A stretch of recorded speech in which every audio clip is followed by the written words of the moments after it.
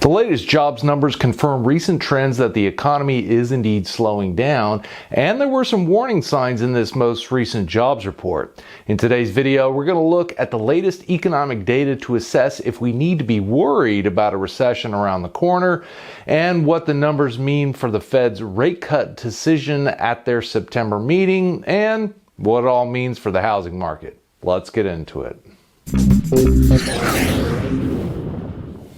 This September 6th, the government released their jobs report for August, and the weakness we've seen in previous reports has indeed continued. According to the Bureau of Labor Statistics, or BLS, non-farm payroll employment increased by 142,000 jobs, which was less than expected but higher than the 89,000 jobs in July. Looking at these numbers alone, it wasn't a horrible report. Yes, job growth came in below average and below expectations, but job growth is still positive. But the warning signs in the latest report wasn't the headline job number. It was the revisions to prior months. You see, the monthly jobs report the government releases is based on a survey. And being a survey, the reported job growth is just an estimate and subject to revision as the BLS collects more definitive data, like from the quarterly census of employment and wages. In this latest jobs report, which is based on the survey data, the June jobs gains were revised down by 61,000 jobs, and the July job gains were revised down by 25,000 jobs. Now, this doesn't mean that we lost jobs, just that the original estimates were too high.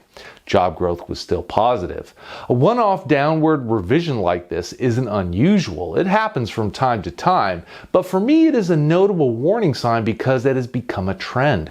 Once a year, the BLS does a benchmark revision, and this last annual benchmark showed a big downward revision. From March 2023 to March 2024, the monthly job numbers were revised down by a total of 818,000 jobs, which was a 30% reduction from the initially reported jobs numbers. This trend of continually revising lower the jobs estimates is a warning sign, and definitely something to keep our eyes on in the months to come. We know the labor market is slowing, and the downward revisions mean that the degree of the slowing is more severe than originally reported. We also see this slowing in the estimate for job openings, which has been in a steady downtrend over the last year. And while there are these warning signs out there in the labor market, it isn't enough to lead me to think that a recession is imminent. The low job growth estimates and trend of downward revisions is concerning, but overall growth is still positive. Job openings have been trending lower from the pandemic highs, but there's a silver lining there as well. When we put in the number of unemployment on this graph, we can see that the number of job openings is still higher than the number of unemployed, which is a good sign for the labor market. Just look back in time in this graph. Over the last 20 years, the number of job openings is usually lower than the number of employed, whether we're in a recession or not. Outside of the labor market data, there are some encouraging signs as well. The latest consumer spending data showed that in July, personal consumption expenditures increased at a 4.8% annualized rate from 3 months prior. This 3-month annualized change approximates what the growth would look like in the quarterly gross domestic product report.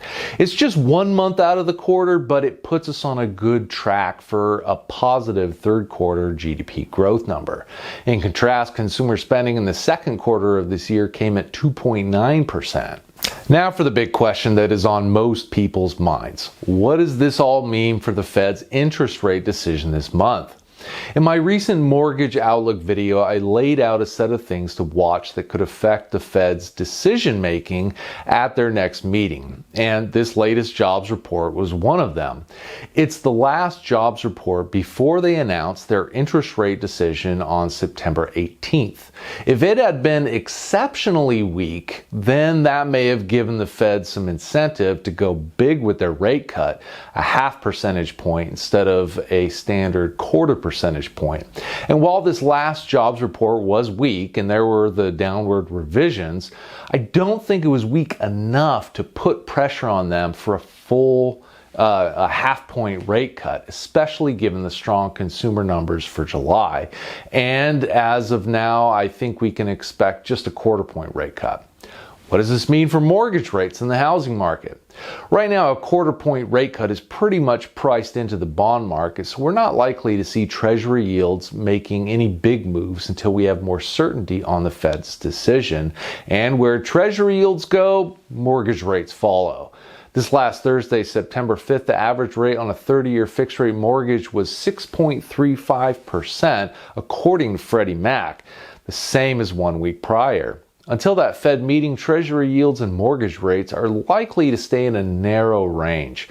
While we do have one more CPI inflation report coming out before the Fed meeting, I think the big information we're waiting on right now is the language used in the Fed's press release and Fed Chair Powell's press conference after the meeting, as well as their updated economic projections. If there is any signal that more rate cuts are on the way this year, I think we could see mortgage rates dip down below 6% in the next few months. A lot is riding on this September Fed meeting. Lower mortgage rates can help revive a frozen housing market and boost activity on both the supply and demand sides of the market. What do you think about the latest economic data? Do the downward revisions mean that we're already in a recession and it's just the government data hasn't caught up to it yet? Will the Fed go big with a half-point rate cut this month, or maybe they won't cut at all? Let me know in the comments section down below. I would love to hear your opinion on everything that's going on. If you want to stay on top of all the developments as they come out, make sure you're subscribed to this channel and hit that notification bell down below so you won't miss my next update video on this and other topics as they come out.